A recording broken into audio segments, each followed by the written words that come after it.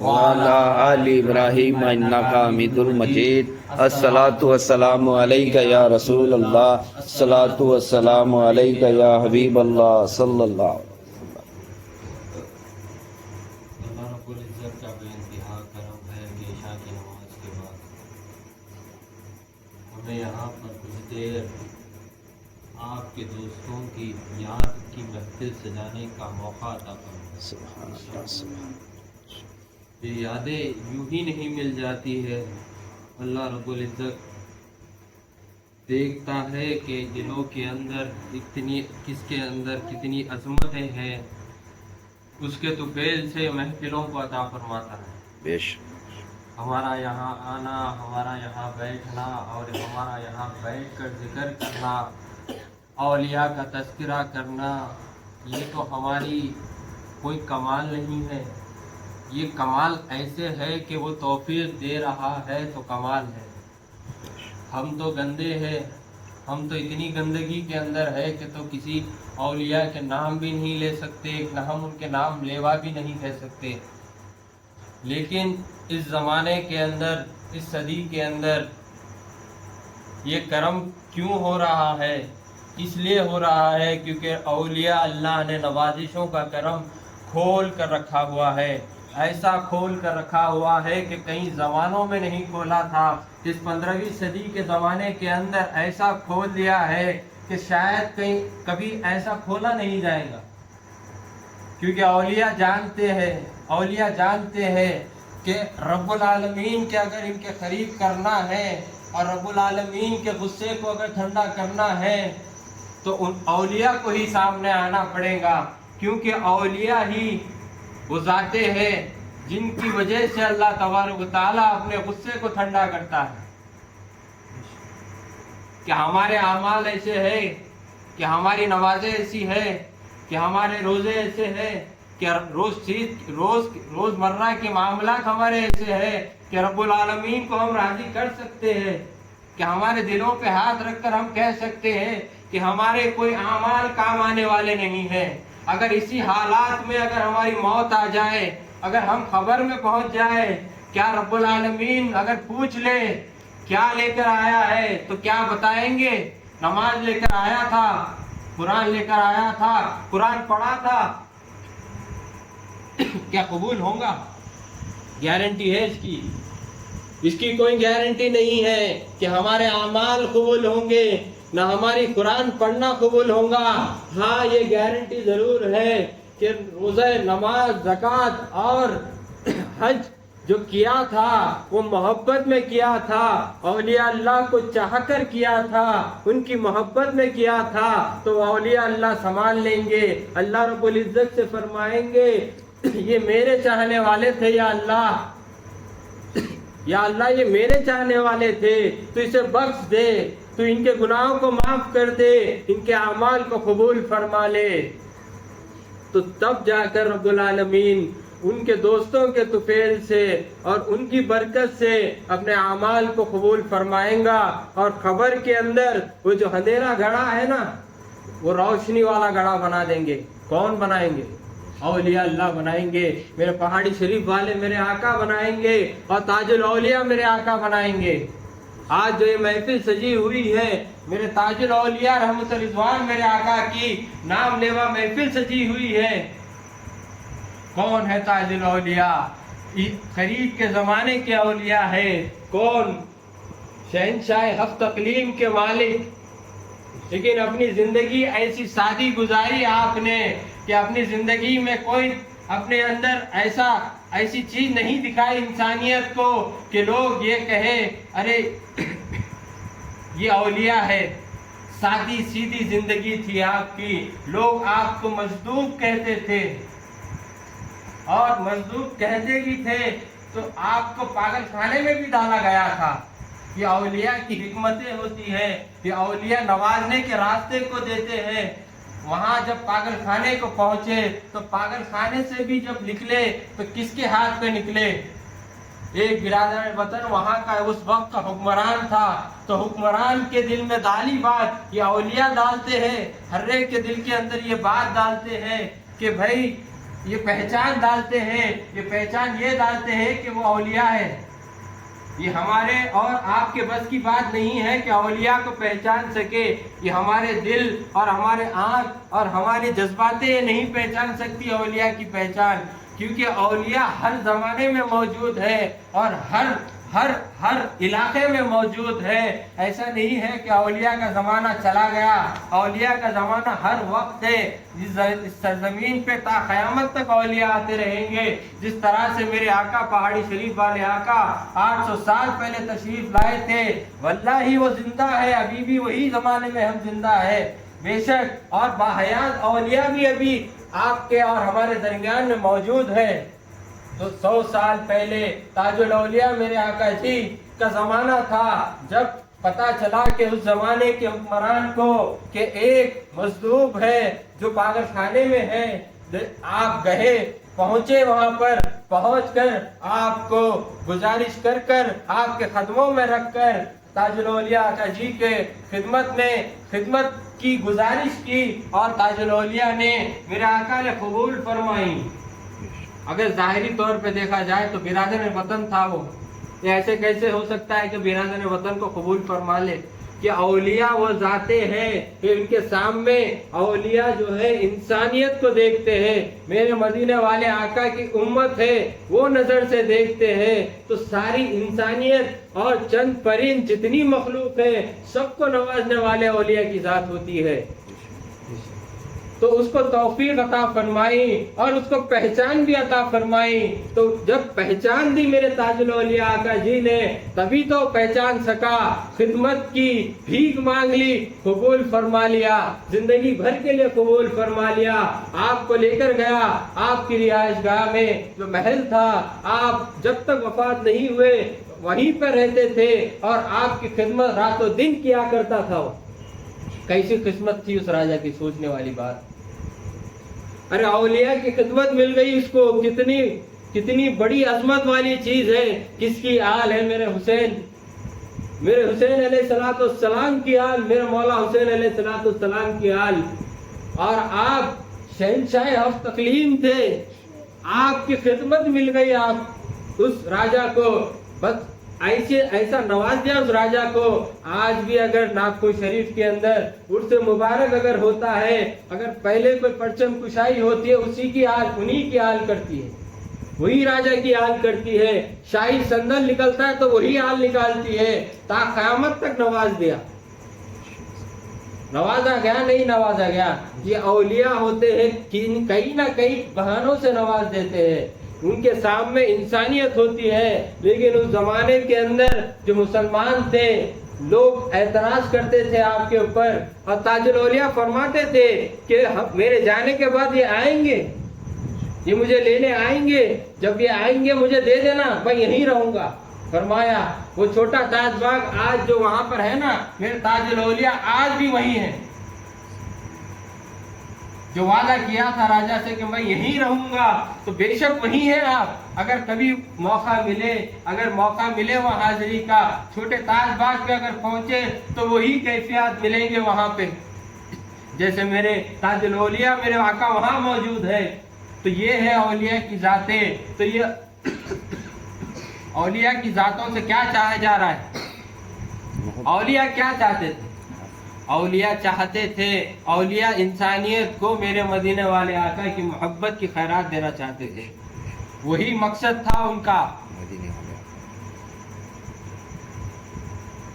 بات تو سمجھ میں آ رہی ہے نا سب کو؟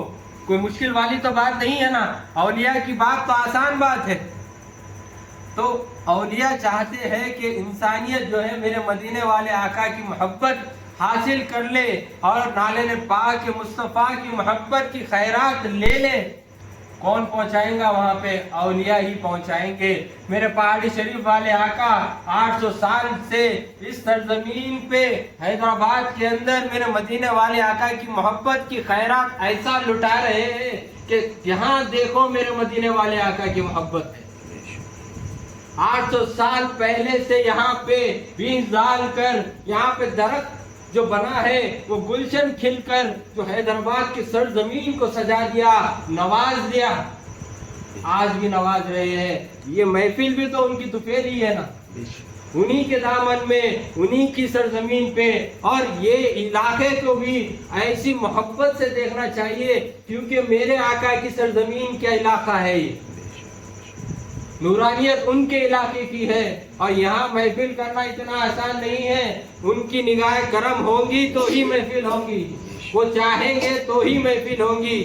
یہ حق ہے کیونکہ وہ اولیاء ہے, وہ مالک ہے. تو میرے تاج الاولیاء میرے آقا جی کا مقصد کیا تھا کہ سب کو میرے مدینے والے آقا کی محبت مل جائے.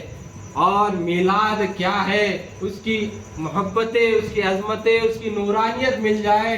وہی پیغام لے کر اس سرزمین ناگپور کی سرزمین پر آپ تولد ہوئے تھے اور آخری وقت تک وہی پیغام دیا تھا. بولو کیا پیغام دیا تھا؟ وہی پیغام دینے کی وجہ سے تو آج ان کے چاہنے والے کتنے نہیں ہیں بتاؤ. یہاں کتنے نہیں ہوں گے ناگپور شریف کی حاضری ہوئی سو والے, کوئی نہ کوئی تو ہوگا یہاں پر. تو کیسی محبت ہے, آپ ہے ناگپور شریف میں لیکن جا رہے ہیں محبت میں, حاضری میں.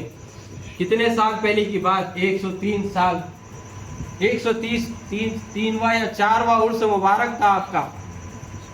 کتنا بڑا کرم ہے کہ حیدرآباد کی سرزمین میں آپ کی محبت کی باتیں ہو رہی ہیں یہاں پہ. تو یہ ان کی نگاہ کرم سے ہوتی ہے. یہ کہاں سے ملتی ہے؟ یہ ملتی ہے پیر کامل جس کو مل جاتے ہیں, خانقاہ نظام جس کو مل جاتا ہے. جو میرے آقا جو تاج الاولیاء جو چاہتے تھے وہ خانقاہ نظام چاہتے تھے, اور جو نظام لے کر سب کو بتایا تھا وہی خانقاہ نظام بتایا تھا کہ بھوکے آتے تو اس کو کھانا کھلاتے, لنگے آتے تو اس کو کپڑے پہناتے, پریشان میں آتے تو اس کی پریشانی کو دور کرتے, اگر کوئی مصیبتوں سے گرے ہوئے آتے تو وہ ان کی مصیبتوں کو دور کرتے. اور خطے خطے میں جا کر دیکھو میرے تاج الاولیاء آقا جی کا دواخانہ بھی ہے کوئی کیسا نظام تھا ہوگا تاج الاولیاء میرے آقا کا. پھر لوگ کہتے تھے کہ مجذوب تھے تو کیسی نوازش ہے. اولیاء جو دکھتے ہیں وہ ہوتے نہیں ہیں, جو نہیں دکھتے وہ ہوتے ہیں. تو وہ جانے کے بعد بھی کیسا نظام قائم کیے ہوئے ہیں. تاج الاولیاء میرے آقا کا دواخانہ بھی ہے, ہائی کورٹ بھی ہے. کیسا نظام چلایا ہوگا میرے تاج الاولیاء میرے آقا جی نے. تو یہ نظام جو دیا تھا نا, یہ خانقاہی نظام کا ذریعہ ہے. تو یہ خانقاہی نظام جو ہے نا سارے عالم کے اندر عروج پہ تھا, لیکن کچھ دنوں سے خانقاہی نظام کو لوگوں نے بھلا دیا. لوگوں نے بھلا کے یہ کہا اب تو نیا دکھ رہا ہے خانقاہی نظام. میرے پہاڑی شریف والے آقا جی کا کیا تھا, خانقاہی تو تھی. خانقاہوں میں بلا کے لوگوں کو کیا کرتے تھے, میرے رب العالمین کی پہچان, میرے مدینے والے آقا کی پہچان اور اولیاء کی پہچان, پنجتن پاک کی پہچان. کبھی کربلا کی پہچان کرواتے تھے, کبھی کربلا کے واقعات سنایا کرتے تھے, کبھی حسن علیہ السلام کے واقعات سنایا کرتے تھے, کبھی مولا حسین علیہ السلام کے واقعات سنایا کرتے تھے. دیکھو کیسا گلشن تھا. جب کوئی مسلمان تھا اس زمانے میں یہاں پہ نہیں تھا کوئی. کون تھا؟ کوئی کھیتی باڑی کرنے والا, کوئی کچھ اور. تو کیا پیغام دیا تھا ان کو؟ محبت دی تھی پنجتن پاک کی. میرے مدینے والے آقا جی جب جا کر یہ مسجدیں قائم ہو گئی, یہاں ہوئی کہ نہیں ہوئی؟ نمازیں ہو رہی ہے کہ نہیں ہو رہی ہے؟ آپ کے آستانے کے پاس بھی مسجد ہے تو وہاں پہ بھی نمازیں ہو رہی ہے کہ نہیں ہو رہی ہے؟ کون تھے اس زمانے کے اندر؟ سارے کے سارے برادر وطن تھے. تو اولیاء محبت دے کر, کس کی؟ پنجتن پاک کی محبت, میرے مدینے والے آقا کی محبت دے کر رب العالمین سے جوڑتے تھے. وہ نور والا نظام تھا. تو خانقاہ کا نظام بھی نور والا نظام ہے, اور اولیاء کا نظام بھی نور والا نظام جو ہے خانقاہوں سے ہی ہے. تو خانقاہوں سے جڑنے کے لیے بیعت ہونا پڑتا ہے. تو بیعت ہونے کے لیے پیر کامل کی تلاش کرنی پڑتی ہے. پیر کامل جب مل جاتے ہیں تو خانقاہی نظام ملتا ہے. تو یہاں سے جو محبتیں ملتی ہے وہ اولیاء کا بنتا ہے, اہل بیت کا بنتا ہے, پنجتن پاک کا بنتا ہے, پھر رب العالمین کا بنتا ہے. پھر اس کا خبر کا مسئلہ حل ہو گیا. ہوا کہ نہیں ہوا؟ اندھیری تھی خبر, اب جا کے روشنی آ گئی. کیسے ہے؟ کتنا آسان راستہ ہے؟ مشکل ہے کیا راستہ اس کے اندر؟ हमारे को भी यही समझते थे हम उस जमाने के अंदर, जब हमारी जहालत का जमाना था, अरे कहीं को जाना खानखाओं को, अरे कहीं को जाना औलिया के आस्थाना को। लेकिन करम हो गया रब्बुल आलमीन ने रास्ता दे दिया, रब्बुल आलमीन ने बतला दिया और औलिया ने समझा दिया, देख बेटा ये रास्ता यही है, असल रास्ता है। तब जाकर समझ में आया हमारी गंदे जबान को, गंदे ज़हन को, गंदे दिल को, जब जाकर समझ में आया कि खानखाई निज़ाम ही सबसे अजीम निज़ाम है और खानखाओं से ही नमाजें जिंदा हुई और खानखाओं से ही दीन जिंदा हुआ। औलिया की रिहाइश गाय खानखाएं हैं और वो रहते ही खानखाओं में है। कितने भी वाकयात सुन लो औलिया के, क्या वाकया मिलेगा। बादशाह रिक्वेस्ट कर रहे हैं कि भाई हमें खानखाओं में आने की इजाजत दे, तो पता क्या चल रहा है, तो खानखाए क्या है, असल हुकूमत करने की जगह, असल जगह वही है, हुकूमत करने की जगह खानखाओं की है। लेकिन जाहिरी तौर पे महल्लात दिखाई देते हैं। क्यों आज गोलकुंडा किला सजा हुआ नहीं दिख रहा आपने? वही ऊंचाई पे है ना मेरे आका का आस्थाना, पहाड़ी शरीफ वाले मेरे आका का, कैसा सजा हुआ है, कैसा नूर है। ऊपर चढ़े तो आसानी के साथ चढ़ रहे हैं, ज़ईफ लोग भी चढ़ रहे हैं। अगर किले के ऊपर जाके चढ़ेंगे, उतनी ही चुड़िया है ना वहाँ पे, कैसी वहशत महसूस होंगी, हैबत महसूस होंगी। रात के वक्त गुजार कर देखो, वहाँ पे डर के हैबत के मारे वहाँ से गुजर के भाग के आ जाएंगे। लेकिन मेरे आका का कितना करम है, रात में भी चढ़ते हैं लोग मोहब्बत के साथ और बिना कोई टेंशन लिए, इतनी मोहब्बत के साथ, जैसा जैसा करीब जाते रहते वैसा वैसा दिल मुनव्वर होते जाता है। होता है कि नहीं होता है? महसूस किया होगा ना आप लोगों ने। तो ये औलिया का निज़ाम है और मेरे ताजुल औलिया का भी यही पैगाम था। आपकी महफिल है और आपका तज़किरा यहाँ पर हुआ है और हमारी खानखा के ऊपर खूब निगाह करम है मेरे ताजुल औलिया आका जी की। ये उन्हीं का निज़ाम है, खानखाए मोहम्मदी अजमेरी नुसरती का निज़ाम। यहाँ पे बैत का निज़ाम भी है और यहाँ पे अगर कोई बैत होना चाह रहे हैं तो यहाँ पे बैत का निज़ाम 24 घंटे किया जाता है। आप लोग अगर बैत होने का अगर इरादा है तो यहाँ पे कासिम भाई के पास नाम लिखा सकते हैं और चाशुम्बे के दिन कानविका नगर के अंदर भी बैत होती है और मोइनाबाद के अंदर हफ्ते के दिन ईशा की नमाज के बाद भी वहाँ पे भी बैत की जाती है। और मंशिरियाल के लिए इतवार का इस्तेमाल मंशिरियाल के अंदर है। मेरे पीर मुर्शिद आका जी की भी आमद वहाँ पे होगी, वहाँ पे भी बैत का निज़ाम होगा। अगर किसी का इरादा है तो वो नाम लिखा कर बैत हो सकते और यहाँ की महफिलों में जुड़ने की कोशिश करे। अगर बैत भी नहीं हो रहे हैं तो जैसा मेरे मोइन भाई ने जिस तरह से यहाँ पे महफिल सजाई है उस तरह से आपके घरों पे भी महफिल सजाइए, जिक्र की महफिल सजाइए। हम आएंगे, हम आपसे कुछ लेंगे नहीं, देंगे नहीं, बस पानी पिला दीजिए, बस उसी पे महफिल करके चले जाएंगे। बस इस निज़ाम को, जिक्र के निज़ाम को आगे बढ़ाते जाइए। मौका है, मौके का इस्तेमाल कीजिए। बस यही कहने के लिए आपके सामने आए थे, बस यही बात रखना था। ला इलाहा इल्लल्लाह मुहम्मदुर